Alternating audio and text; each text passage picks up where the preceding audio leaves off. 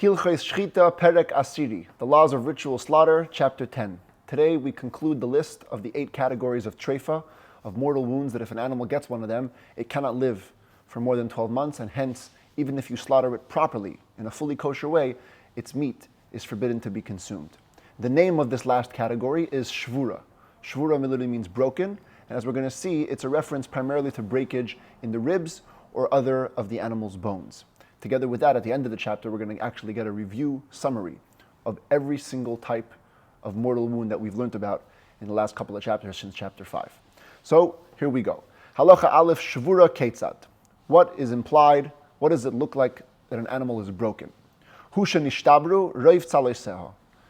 Most of its ribs, a majority of its ribs have to break in order for the animal to be considered shvura and thereby treifa. For the purposes of halacha, says the Rambam, v'tzales habehema hen achas esrei mikan ve'achas esrei mikan. The ribs of the animals were measured by the sages as 11 on each side. This is a picture from the Art School Gemara again.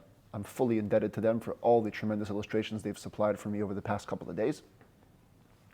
And here you can actually see a modern anatomy of a modern day animal, that there are actually 13 full sets of ribs.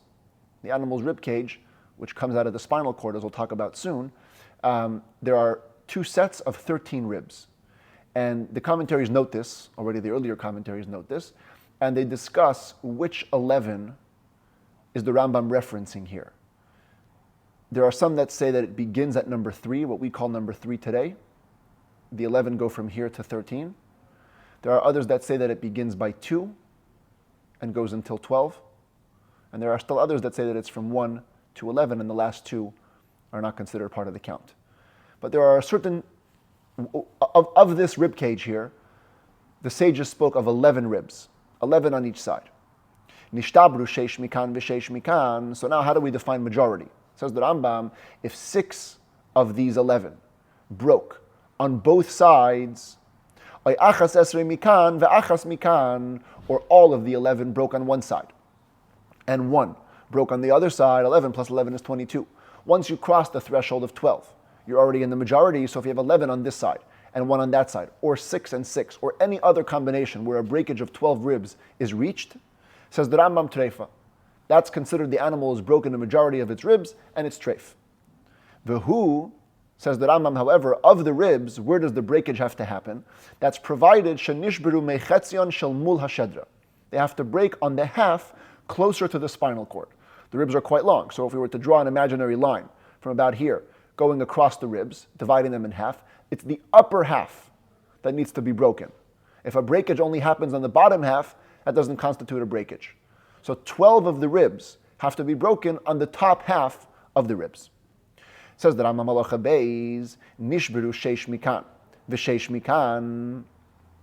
If you have 6 broken ribs on each side, im hayut tzlois gedoylois sheyesh bahen mayach treifa. Even though we said in the last halacha that 6 and 6 already is considered to be a treifa, the Rambam adds as another caveat.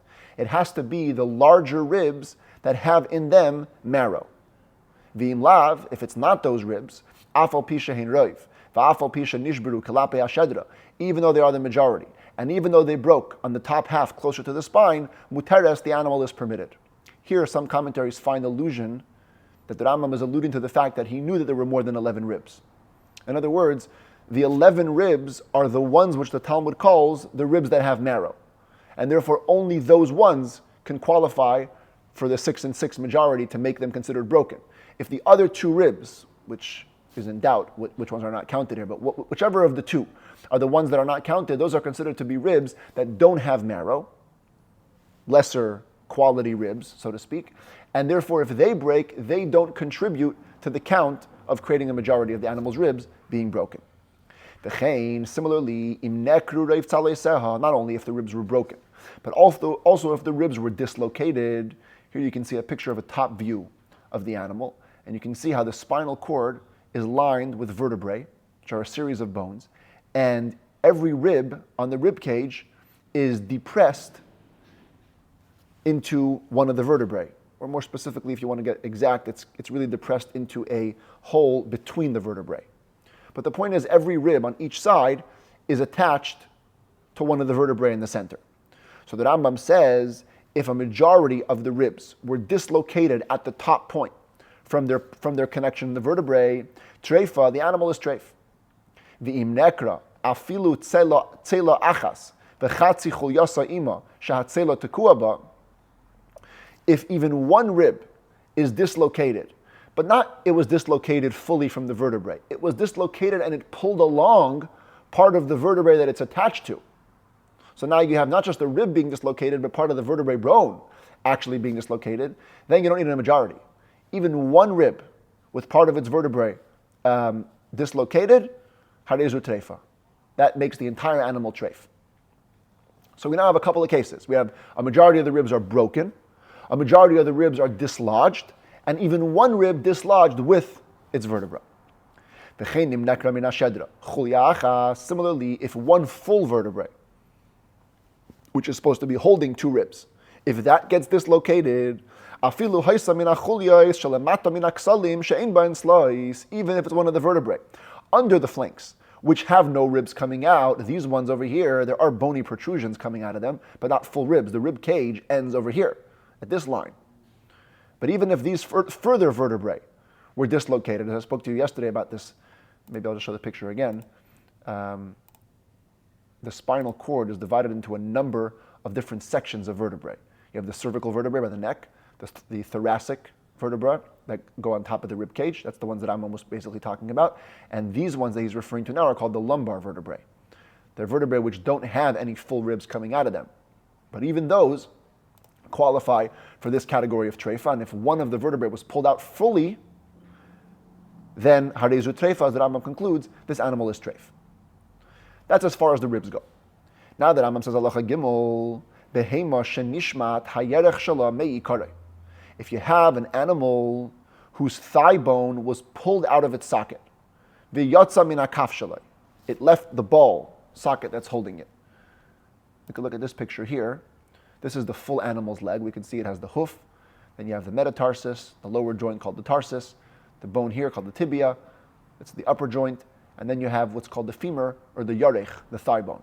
The thigh bone over here at the top is connected, and here on the left side you can see it more zoomed in, is connected by sinews, by basically ligaments that are holding it down, fastening it to the hip bone. So the Rambam is talking about a case where the thigh bone became dislodged from the hip bone. So the Rambam says this ligament over here, these ligaments are going to be the deciding factor. Im nisaklu nivav, if the connecting sinews also degenerated, they are the pegs, we call them the ligaments, in the hip bone, which go out onto the thigh bone and fasten it down, if those ligaments have also become degenerated, then the animal is treif. But if they haven't become degenerated, even though the thigh bone has become dislodged from the hip bone, that's not a mortal wound, and the animal is permitted. By the way, this is the Rambam's interpretation of this case. According to Rashi and the Talmud, there's another interpretation where it's not referring to the ligaments, but there's actually an inside little piece in the socket of the hip bone that holds the thigh bone in place. That's the nivav that we're talking about. But according to the Rambam, it's the outside ligaments that are holding the bone down to the hip bone. It says the Rambam Malacha Dalet, v'chein ba'oif. This concept of the thigh bone being dislocated applies not just to an animal, but also to a bird. Im nishmat yerechai treifa. If its thigh bone was pulled out, maybe we can see it over here. Yeah, one of these bones up here. I didn't point to it exactly which one it is, but one of the bones up here. If they become dislocated, the animal is treifa. Nishmat kanfei meikarai. If its wings were dislocated from their source, here's where the wings attach to the body. Right here. If the wings become dislodged, we have to worry that perhaps the lungs of the bird got a puncture because of this. The lungs are right here, this little ball inside. We're going to see, I believe it's later today or perhaps tomorrow. Yeah, it's later today.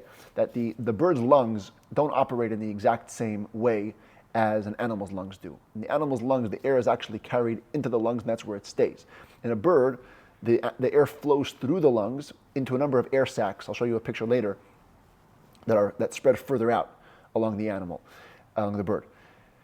But the lung, the pocket of the lung itself, is intimately connected with the bone that's holding the wings down to the body. So if the wing gets dislocated, there's a big chance that that came along with the puncture to the actual lungs. And therefore, the Rambam says, you check the bird after you slaughter it, and then if you determine that there's no negative wounds, then you can eat it. If an animal's foreleg, not a hind leg, before we're talking about the thigh bone in the back, if the foreleg gets dislocated, in other words, this is the humerus bone. The humerus bone gets dislocated from the shoulder blade, muteres, then the animal is permitted, we don't worry about it. Kind of like we had the other day, with that many of the treifas that have to do with the animal's legs are a reference only to the back legs. Animal missing a leg, animal with an extra leg, it was also only the back legs. Here also, dislocated legs, dislocated bones is only for the back, not for the forelegs. Halacha hey gulgoiles behema oichaya. The skull. The skull is another place where the treifa of broken could apply. So we talk about the skull. It says the Rambam shenital mimena kesela. If a sela coin size was removed from it, from the bone of the skull, afal pisha loy nikav hakrum, even though the membranes encasing the brain, and as we learned the other day and a few days ago as well, the brain has really two membranes. One is more stuck to the skull, one is more encasing the actual brain. So you would think that if the skull bone came apart, the issue would be that it's affecting the membrane. The Rambam says no, even if the membrane attached to the skull doesn't have a puncture, simply the skull bone is missing, treifa. That's already enough, the animal is treif. If the skull got a series of holes that has each one missing a little bit, but none of them are a coin size, kulan mitzdarfin likasela. You combine the combined space of all the holes, and if they all equal a coin size, the animal is treif.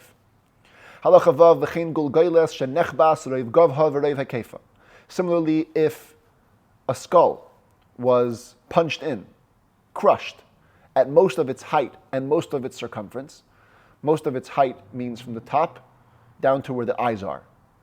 If that full area was crushed, that represents a crush of most of its height.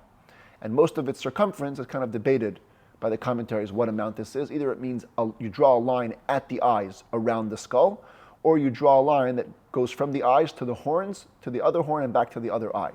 And that would be a damage of most of its circumference.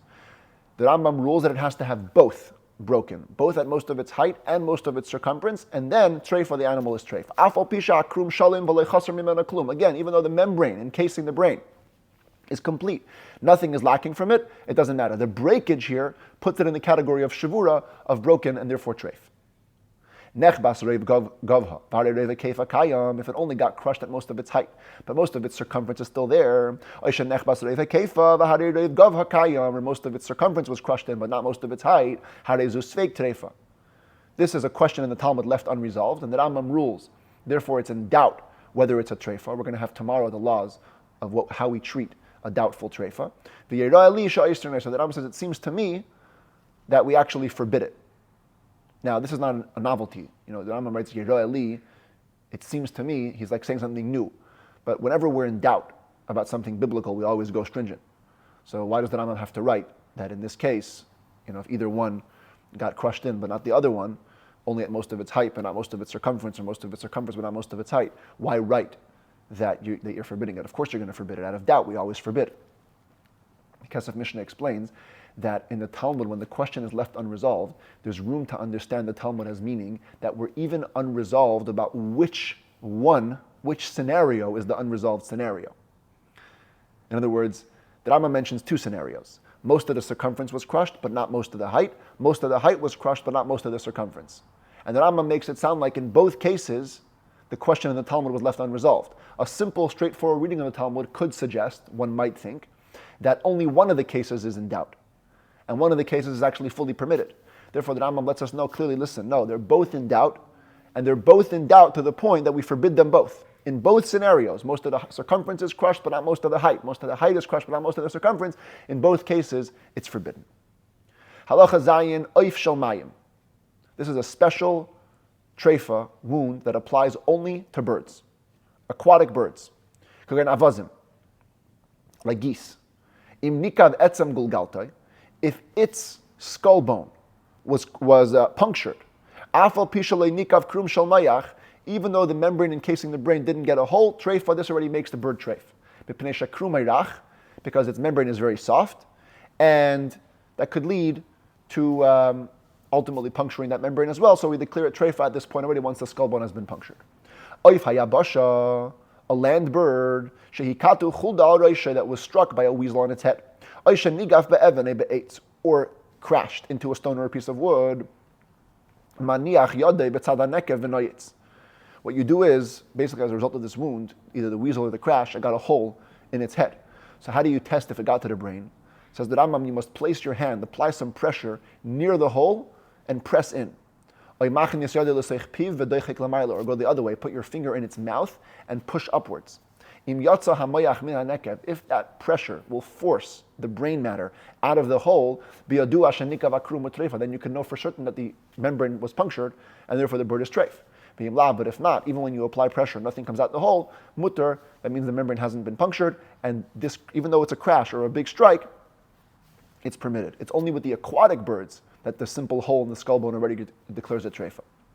Halacha ches behema she'achaz adam, an animal that was taken hold of by a sudden increase of blood. As the Rambam describes it elsewhere, the animal has a sudden flow of blood that goes into its system, and now it begins to breathe heavily, labored breathing, and this could be a sign of some kind of defect inside. Or, there's an argument how to translate these terms. In the Artschool Gemara, they translate me'ushenes as inhaled smoke, and mitzunenes as overcome by cold. Here in the Muznayim Rambam, based on Rav Kapach's commentary, he translates it as two types of secretions from the gallbladder. Black gallbladder secretion and white gallbladder secretion, both of which are red flag signs. Or the animal consumed some kind of a poisonous plant that would kill an animal, or it drank bad waters, even though these could look potentially bad. The Rambam says these are permitted, they're not considered to be mortal wounds. If an animal consumed something poisonous that it would kill a human, or bitten by a snake, or something like it, it is permitted on account of treifa. In other words, it's not a mortal wound listed by the sages that would have a bad effect on the animal. It's nevertheless forbidden to consume this meat because of danger. We're going to see in the end of the 12th book of the Rambam, there's a whole section of laws called Shmirat Nefesh, guarding your soul. Different strictures that the sages imposed just to be careful from what's called sakana, danger. Danger which isn't always explained by the Talmud how exactly it works scientifically. We stay away from certain things because of danger. These are one of the examples. If an animal consumed poison powerful enough to kill a human, we're going to stay away from it because it could endanger our lives. And with this, the discussion of treifas in detail is concluded, and the Rambam now gives us an overarching summary. Nimtzu, it turns out, from the beginning of chapter 5 till where we are now, the middle of chapter 10, kol ha-treifes hamenuyos, all the different types of mortal treifa wounds, which we have counted out, kishayipartu, when they'll be put into a list, ve'efshar sheyimatzu b'vehema v'chaya, and they'll be possible to be found in an animal or a beast. We'll soon see about birds. There's a little extra category in the birds. But for animals, shivim. It's a total of 70 wounds. And I put them out here, all in English, and divided by color, so you can see into which categories they belong. And we'll go through them one at a time. The Rebbe actually notes interesting that it comes out everything in Torah is divine providence. In Tehillim it says, Yemei shenotenu bahem shivim shana. The lives of a human being is typically 70 years. So the same way when it comes to the life of a human, we have the concept of 70 years. Also when it comes to the life of an animal, we have 70 defects that can affect its life. And we go in order. The Rambam reviews everything in order of the 8 categories. Remember, the 8 categories was pounced, punctured, missing, removed, snapped, torn, fallen, and broken. So the Rambam goes through all the ones that we listed in each category, and you can see how punctured made it literally to the longest list. It says the Rambam, they are the following, using the order that we explain them in this compendium. Aleph, drusa. Number 1, the animal was pounced upon. That's the simple category. Now we learned all the different details, which animals can pounce, which animals cannot pounce, the pouncing effect of the poison going through the claws, and therefore it only happens in certain scenarios, but that's the general treifa. The treifa would be, the defect would be, an animal was pounced upon. Beis, nikav tarbetz haveshet. Number 2, the court of the veshet. The area just above where the esophagus begins, where an animal cannot be slaughtered. slaughtered. If that gets a puncture, the animal is treif. Gimel nikav krum shel mayach. Number 3, the brain membrane was punctured. Dalid nismas meichs hamayach atzmai. The brain matter itself degenerated. Hey, nikav halev atzmai lebeis chalale. The heart was punctured to the inner cavity. Vav nikav kana halev, the aorta, the main artery coming out of the heart, was punctured.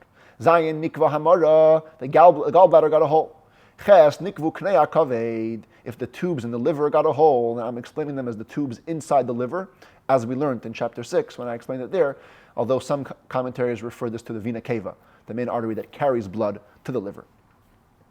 Tes nikva hakeva, if the fourth stomach, the abomasum, got a puncture. Yud nikav hakares, if the rumen, the first stomach, got a puncture. Yud aleph nikav hameses, if the omesum, the second stomach, got third stomach got a puncture. Yud beis nikav beis hakaisis, if the second stomach, the reticulum, got a puncture. The order is quite interesting, but it goes 4, 1, 3, and then 2. Yud gimel nikvu me'eha, if the intestines got a puncture. Yud dalid yatzu hame'ayim lachutz v'nefchu, if the intestines left the animal and turned over. That's also a treifa. Tezvav nikav atchil ba'avyoy, if the spleen at its thick end got a puncture. And then from 16 and on, even though it's in the category of punctured, it's going to be framed as missing or extra. Because as the Rambam said in chapter 6, any limb which would be punctured and considered treifa, also if it's missing or there's an extra one, that also makes it a treifa. But it's in the category of punctured. Says the Rambam, Chasra Hamara, Yud Zayin, Nimtzu Shtei Mereiros, 16 and 17 are a missing gallbladder or 2 gallbladders. Yud Ches Chasra Hakeva, Yud Tes Nimtzu Shtei Kevos. 18 and 19 are a missing abomasum or an extra abomasum. Chaf Chaser Hakares, Chaf Aleph Nimtzu Shtei Kresim. 2021, a missing rumen, an extra rumen.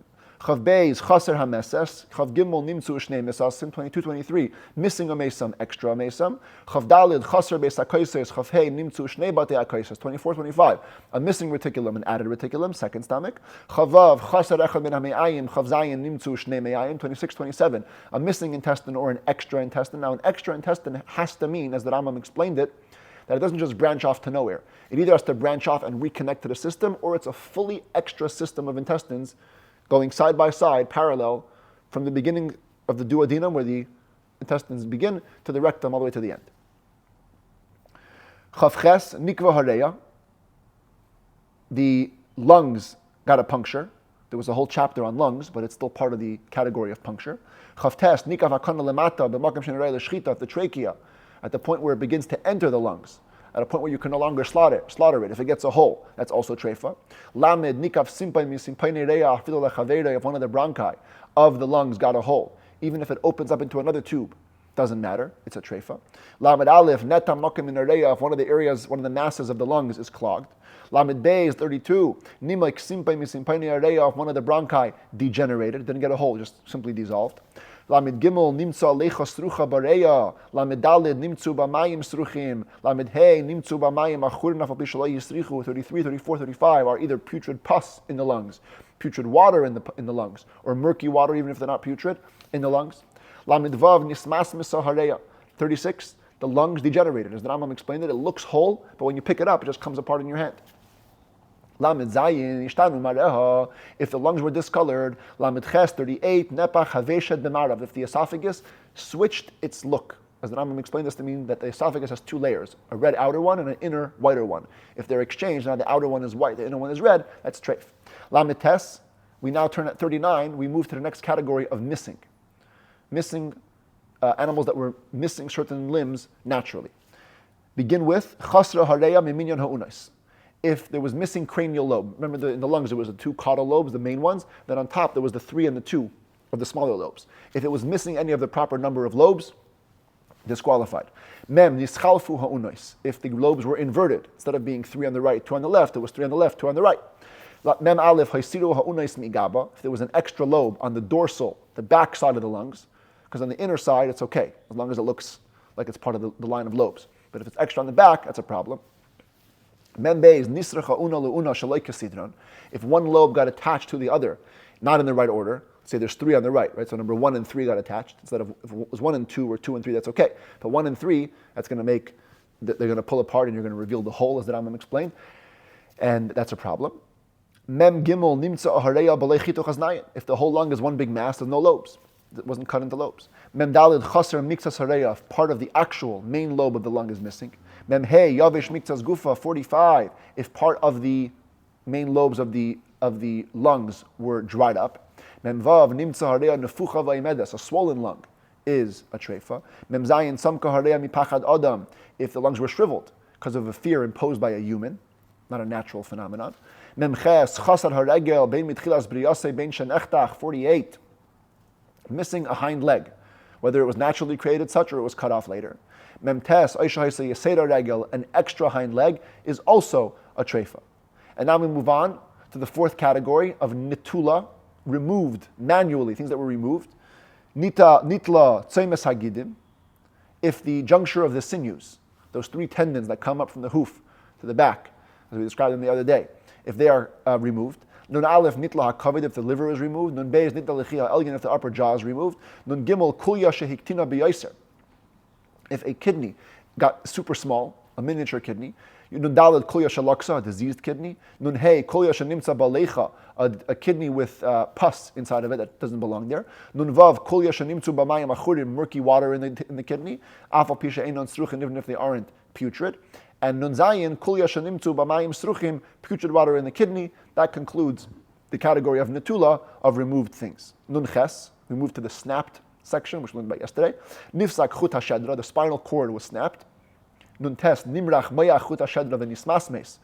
The Rambam here, although in the halacha was described as two different things, he makes it here into one. If the nerve tissue in the spinal cord either liquefied or melted, the point is it cannot stand on its own.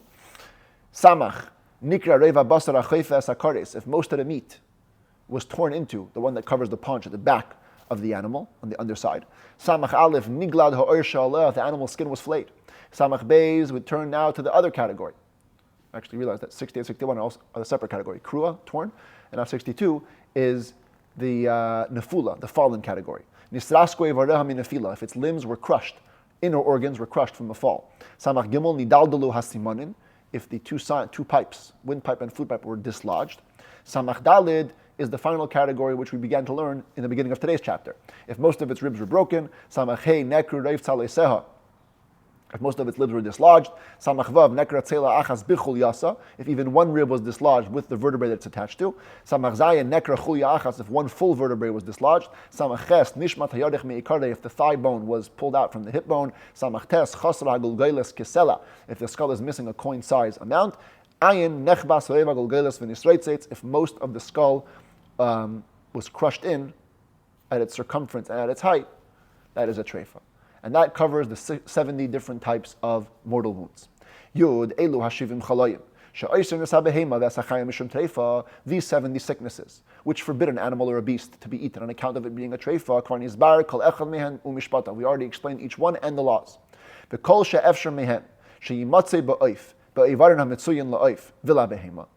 Any limb which has a parallel in a bird, and therefore the same disease described in an animal can be discovered in a bird, its law in the animal and the bird is the same. With the exceptions of the treifas mentioned in the kidneys and in the spleen, and in the lobes of the lung. Because the bird, as I mentioned before, doesn't have the proper splitting of the lobes like an animal does. Here you can see it more fully. You have the lungs over here, and it spreads into a bunch of little, all the purple ones are all the air sacs, where the air flows through the lungs and into them. This is because birds have to fly and need to consume tons of oxygen. So these sacs help with their system of flying. So it doesn't have all those lobes like a regular animal has, so all those treifas obviously don't apply.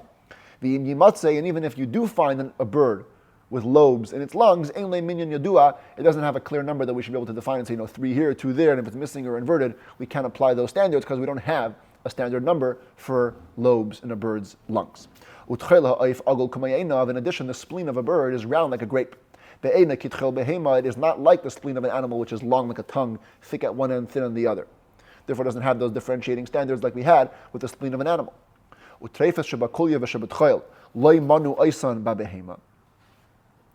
treifas that are listed in the kidneys and the spleen were not counted in the animal section, so they should apply equally by birds. They don't. Therefore, when it comes to a miniature kidney, we didn't define what miniature means for a bird, because it doesn't apply to a bird. And the same thing would apply to any other similar situations. If you can find the parallel in the bird, good. If not, the bird is considered to be kosher because it doesn't have that equal limb. On the other hand, there are two categories of treifa that exist in a bird that do not exist by an animal. Even though the animal has those same limbs, it only applies to a bird, not to an animal. They are. If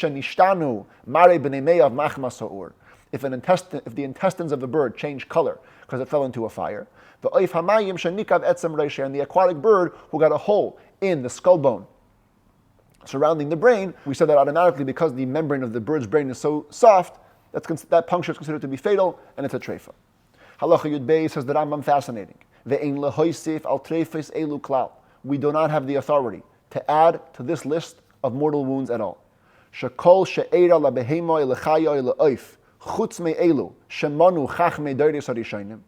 Any circumstance that will happen to an animal or a beast or a bird outside of the ones that were counted by the sages of the earlier generations, and were all agreed upon unanimously in the Jewish courts, you should know, says the Rambam, by the power of the Torah, these wounds will be able to be lived from. Even if medicinal wisdom reveals that these wounds are fatal, and the animal will not be able to live from them, if they're not on the list of the 70, they don't get counted. The Torah says such an animal can live. On the other hand, the ones that the sages said that are a treifa,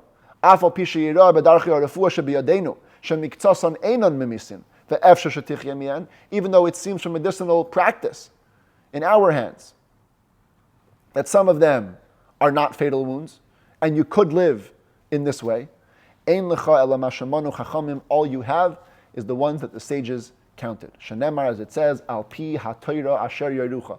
You must follow the laws given to you by the Torah, by the teaching which they teach you. Whatever the Jewish court says, goes. Whatever it doesn't say is not in the category. The Rebbe himself, in a talk, addressed this, and he gave some examples. Like, one of the examples would be a kidney. Today, modern science says that you need to have at least one kidney to live. In the Torah, you're only called a treifa when both kidneys are removed, which sounds like one kidney is not a treifa. So we can't add to the treifas. On the other hand, the Talmud itself testifies that there were certain wounds in the trachea that are considered to be treifa, and the sages were able to make some kind of concoction that allowed the animal to live for more than 12 months. Doesn't matter. It's still a treifa. And the Rebbe uses this as one of his core principles. He would always approach people who would come to him with questions, and doctors would predict certain things and do an operation, don't do an operation. The Rebbe would always say, a doctor doesn't have the power over the human being. He has permission to heal and nothing more. The Torah is the one, Hashem is the one who grants healing. And if the Torah says it's going to live, it's going to live. Doctors don't have that permission to give, they can give diagnosis, not prognosis. That's all. Al pi ha-Torah asher yarucha, you follow the Torah. The Torah is the be-all, end-all of a Jew's health. And therefore the Rebbe would always say, if you want to increase your health, increase your observance and your commitment to Torah and mitzvahs, because it's when your spiritual life is in alignment, your physical life will follow as well. Says the Rambam Malacha Yudalid, Kol Tabach Shuhu Yedeya HaTreifes Ha'elu. Any butcher who is aware of all these lists of 70 mortal wounds, V'hareu Becheskas Kashos, and has a presumption of being kosher, Muter LeLishchet V'livdek LaAtzmei V'limkar. He can slaughter on his own, he can check all the animals on his own, and sell them. Ve'ein Bazeh Chashash, with no worry. She'eid Echad Neman B'Yisurin, because a single witness is believable when it comes to matter of ritual law. When it comes to financial issues, there you have to have at least two witnesses. But basic establishment of kosher, non-kosher, one witness is believed. He can be his own witness. Even though he's providing himself benefit with his testimony. Or whether he's not testifying for someone else. Doesn't matter. One witness is believed. However, we've already explained